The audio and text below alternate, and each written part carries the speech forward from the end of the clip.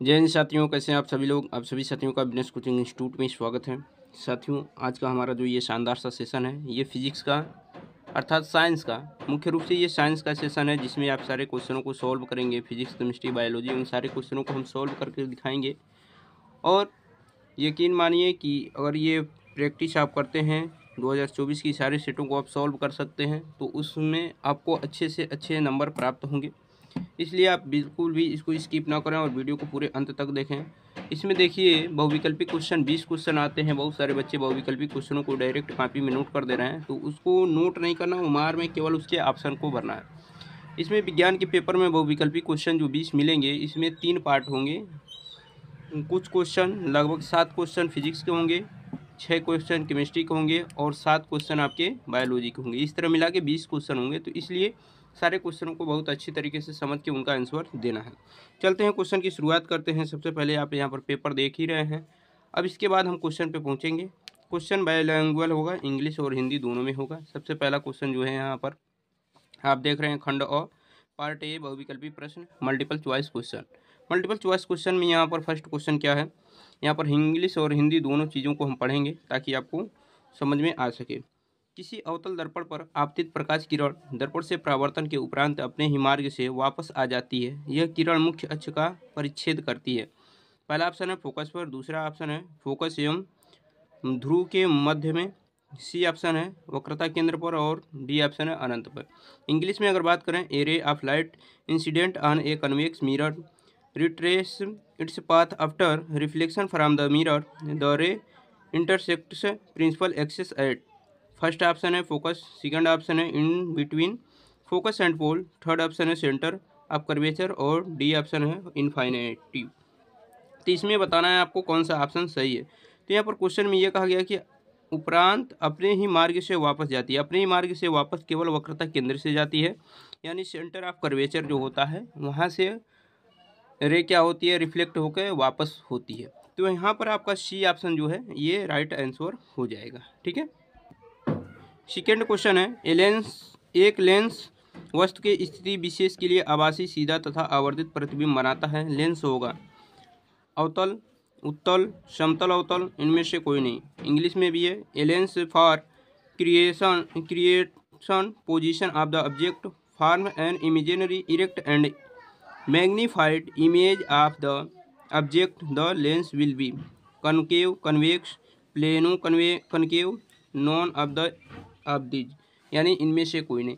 तो इसमें आपको हम बता दें कि उत्तल लेंस जो होते हैं, यानी कन्वेक्स जो लेंस होते हैं, उससे 6 प्रतिबिंब बनते हैं और एक प्रतिबिंब जो होता है वो वस्तु से बड़ा, सीधा, आभासी होता है। तो वो ऑप्शन जो होगा वो बी ऑप्शन आपका सही हो जाएगा, यानी कन्वेक्स लेंस को ही हम क्या कहते हैं, मैग्नीफाइड इमेज बनाता है, यानी आवर्धित प्रतिबिंब कन्वेक्स लेंस बनाता है जो वस्तु से बड़ा और सीधा, आभासी होता है। थर्ड क्वेश्चन की तरफ। थर्ड क्वेश्चन क्या है कि नेत्र लेंस की फोकस दूरी में परिवर्तित किया जाता है। नेत्र लेंस की फोकस दूरी में परिवर्तन किया जाता है। कौन परिवर्तन करता है? इंग्लिश में अगर देखें तो focal length of eye lens is a change bye.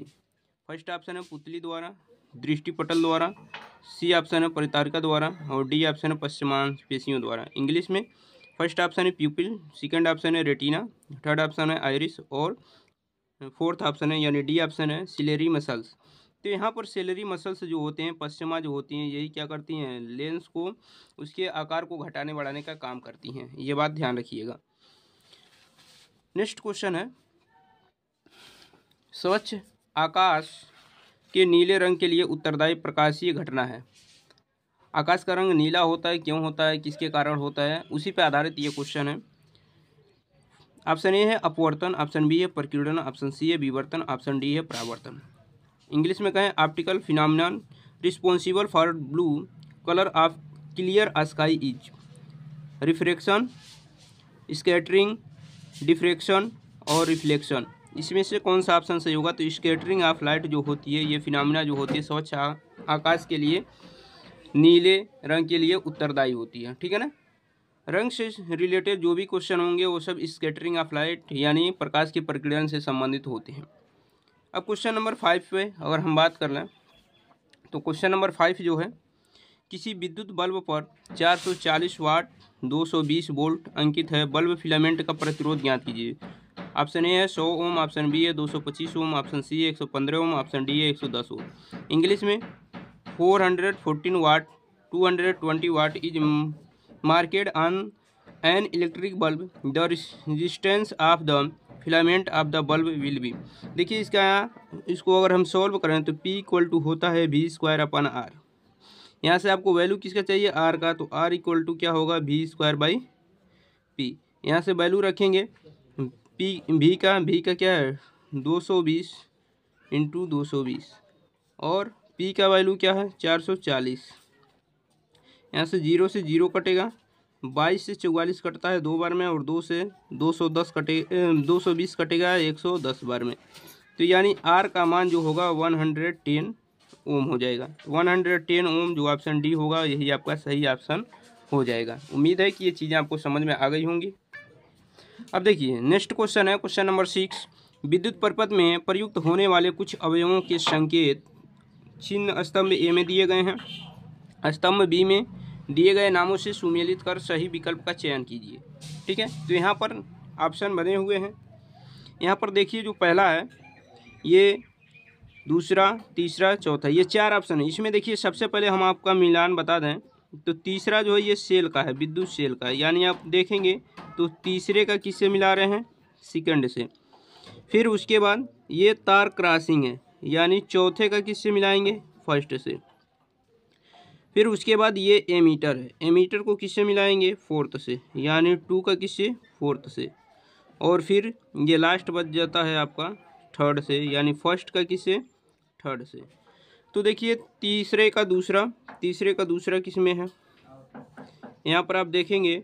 अच्छा पहले का देखिए, पहले का तीसरा है, दूसरे का चौथा है, तीसरे का दूसरा है और चौथे का पहला। ये ऑप्शन आपका पहला बन रहा है, ये ऑप्शन सही हो जाएगा। यहाँ पर इंग्लिश में भी आप क्वेश्चन देख सकते हैं, सेम क्वेश्चन है, आप इसको मैच कर सकते हैं। अब आते हैं हम अगले क्वेश्चन की तरफ। अगला क्वेश्चन जो है क्वेश्चन नंबर 7। क्वेश्चन नंबर 7 देखिए इसमें भी पहला होगा। क्वेश्चन नंबर 7 कह रहा है किसी धारावाही परिनालिका को स्वतंत्रता पूर्वक लटकाने पर सदैव स्थिर होता है। धारावाही प्रणालिका जो होती है उसको जब हम स्वतंत्रता पूर्वक लटकाते हैं तो वो किधर स्थिर होती है। पहला ऑप्शन है पूर्व पश्चिम में, दूसरा उत्तर पूर्व में, तीसरा उत्तर दक्षिण में और चौथा किसी भी दिशा में।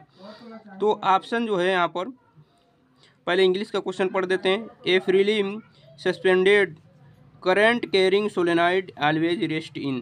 पहला east west, north east, north south और एनी डायरेक्शन। तो यहाँ पर नॉर्थ साउथ जो ऑप्शन है ये आपका सही ऑप्शन हो जाएगा। ठीक है ना। यहाँ पर उपभाग 2 है, निम्नलिखित में से कौन सी धातु कमरे के ताप पर ठोस अवस्था में नहीं होती है। ये देखिए ये क्वेश्चन जो है ये केमिस्ट्री का है। तो यहाँ पर मैग्नीशियम, दूसरा मरकरी, तीसरा कॉपर, चौथा एल्युमिनियम है। इसमें पूछा है कि कौन कमरे के ताप पर ठोस अवस्था में नहीं होती।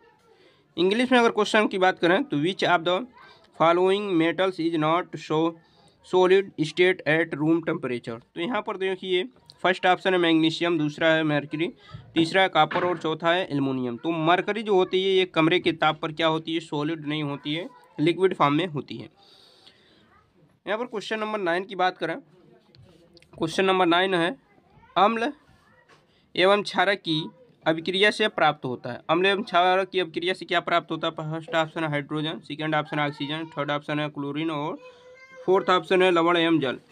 इंग्लिश में बात करें तो reaction between acid and bases gives hydrogen, oxygen, chlorine और साल्ट एंड वाटर। तो देखिए जब भी अम्ल और क्षार क्रिया करते हैं तो हमेशा लवण एवं जल बनता है। तो ऑप्शन डी आपका सही आंसर हो जाएगा।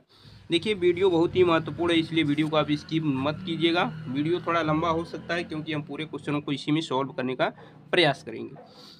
अगला क्वेश्चन जो है निम्नलिखित अभिक्रिया CaCO3 सॉलिड फॉर्म में है, इसको ऊष्मा दी जाती है, CO solid form plus CO2 gas में चेंज होता है। उदाहरण है विस्थापन अभिक्रिया का, सेकेंड ऑप्शन है विस्थापन, द्विविस्थापन अभिक्रिया का, थर्ड ऑप्शन है अपघटन अभिक्रिया का और संयोजन अभिक्रिया का फोर्थ ऑप्शन है।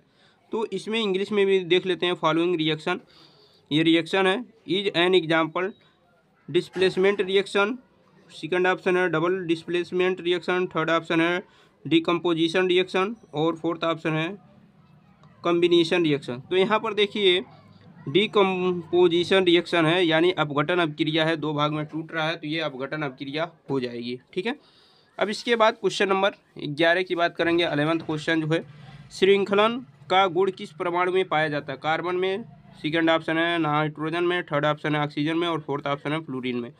इंग्लिश में भी बात कर लेते हैं। Which atoms has the property of catenation? First option है कार्बन, सेकंड ऑप्शन है नाइट्रोजन, थर्ड ऑप्शन है ऑक्सीजन और फोर्थ ऑप्शन है फ्लोरीन। तो यहाँ पर कार्बन में जो होता है ये श्रृंखलन का गुण पाया जाता है कार्बन में। आप देखेंगे कि कार्बन एक ऐसा तत्व है जिसके बारे में आप पूरा इंटर सेकेंड ईयर में और फर्स्ट ईयर में भी कार्बनिक रसायन के नाम से एक पूरा बुक पढ़ेंगे। ठीक है ना। निम्नलिखित में एल्काइन है। फर्स्ट ऑप्शन है CH3 single bond CH double bond CH2, second option है CH3 single bond C triple bond CH, third option है CH2 डबल बॉन्ड CH2 और फोर्थ ऑप्शन है CH3 minus CH2 minus CN3। देखिए alkyne के लिए जो formula है वो है CnH2n-2। ये फार्मूला है। इस फार्मूले के आधार पे अगर हम देखें तो ऑप्शन सी आपका सही आंसर हो जाएगा। तो सी ऑप्शन आपका सही आंसर हो जाएगा। Alkyne among the following is, तो सी ऑप्शन। देखिए यहाँ पर 13 क्वेश्चन है। ईंधन एवं औषधि के रूप में प्रयोग किया जाता है। ईंधन एवं औषधि के रूप में प्रयोग किया जाता है कौन सा? तो ईंधन एवं औषधि के रूप में प्रयोग किया जाता है यहाँ पर एथेनॉल, एथेन, एथेनोइक अम्ल और प्रोपेन। इंग्लिश में अगर देखें, is used in the form of fuel and medicine. Ethanol, ethane, ethanoic acid और प्रोपेन। तो यहाँ पर एथेनॉल जो होता है ये ईंधन के रूप में और औषधि के रूप में, दोनों के रूप में प्रयोग किया जाता है। तो ये आपके केमिस्ट्री के क्वेश्चन थे जो हमने आपको बताया। अब हम चलते हैं बायोलॉजी के क्वेश्चन की तरफ और बायोलॉजी के क्वेश्चन भी देखेंगे। तो यहाँ पर देखिए गुर्दे की इकाई जो उत्सर्जन की प्रक्रिया में भाग लेते हैं। फर्स्ट ऑप्शन है तंत्रिका न्यूरॉन, दूसरा ब्रिक नेफ्रॉन, तीसरा साइट्रॉन और चौथा है म्यूट्रॉन। इंग्लिश में देखें तो unit of kidney which takes part in the process of excretion is neuron, nephron, cyton और म्यूट्रॉन। तो यहाँ पर नेफ्रॉन जो होता है ये आपका सही ऑप्शन हो जाएगा, यानी ऑप्शन बी आपका सही आंसर हो जाएगा। पौधे में जल किसके लिए उत्तरदायी है?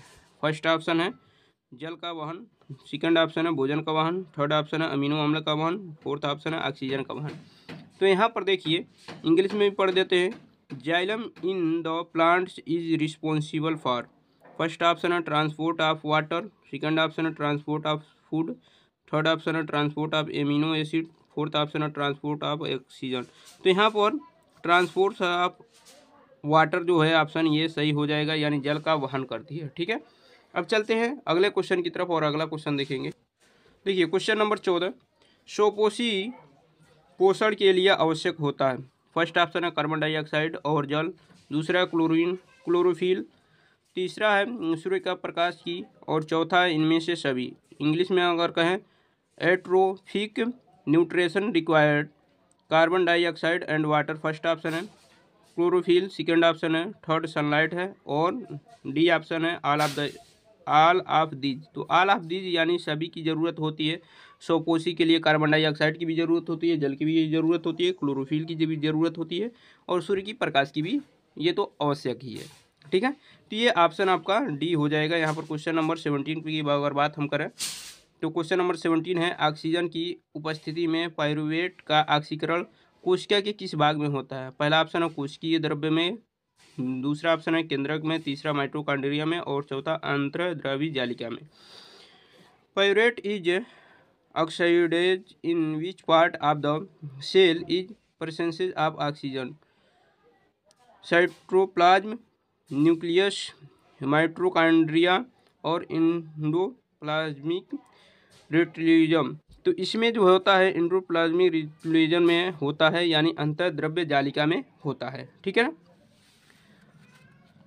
18 नंबर जो क्वेश्चन है ये है मेंडल ने अपना प्रयोग किया था। मेंडल ने अपना प्रयोग किस पे किया था?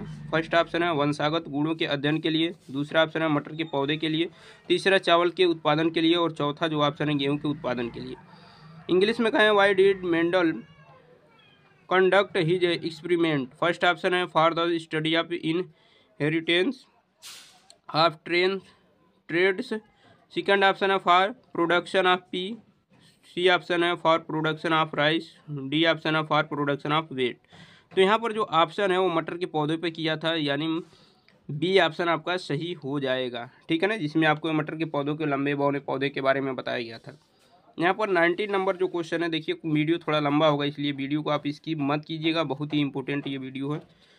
क्वेश्चन नंबर 19, निम्नलिखित में से कौन सा ओजोन परत संरक्षण के लिए जिम्मेदार मुख्य पदार्थ है? क्लोरोफ्लोरोकार्बन, कार्बन डाइऑक्साइड दूसरा ऑप्शन है, तीसरा ऑप्शन है कार्बन मोनोऑक्साइड, चौथा ऑप्शन है नाइट्रिक अम्ल। इंग्लिश में अगर कहें तो which one of the following is the main substance responsible for ozone layer deflection? First option है क्लोरोफ्लोरोकार्बन, सेकेंड ऑप्शन है कार्बन डाइऑक्साइड, थर्ड ऑप्शन है कार्बन मोनोऑक्साइड और फोर्थ ऑप्शन है नाइट्रिक एसिड। तो यहाँ पर जो होता है क्लोरोफ्लोरोकार्बन जो होता है ये सबसे इम्पोर्टेंट होता है, सबसे मुख्य होता है पदार्थ होता है जो ओजोन परत के संक्षारण के लिए आवश्यक होता है। तो ये 19 नंबर क्वेश्चन थे। अंतिम क्वेश्चन नंबर 20 है। अगर वीडियो अच्छा लगा तो आप लोग वीडियो को शेयर करें, अगर चैनल पे नए हों तो सब्सक्राइब करें। चलते हैं अंतिम क्वेश्चन की तरफ। देखिए ये सबसे लास्ट क्वेश्चन है, निम्नलिखित में से कौन सा आहार श्रृंखला का निर्माण करता है? बहुत ही इंपॉर्टेंट क्वेश्चन आज हमने इस वीडियो में डिस्कशन किया है। इसके बाद अगली वीडियो में हम इसके सवालों को भी सॉल्व करेंगे, तो इसलिए वीडियो को आप कंटिन्यू देखते रहिए और अपने दोस्तों के पास भी शेयर करते रहिए। तो निम्नलिखित में से कौन सा आहार श्रृंखला का निर्माण करता है? पहला ऑप्शन है घास, गेहूं तथा आम, दूसरा ऑप्शन है घास, बकरी तथा मानव, तीसरा ऑप्शन है बकरी, गाय तथा हाथी, चौथा ऑप्शन है घास, मछली तथा हाथी। इंग्लिश में अगर बात करें तो which one of the following makes up the food chain?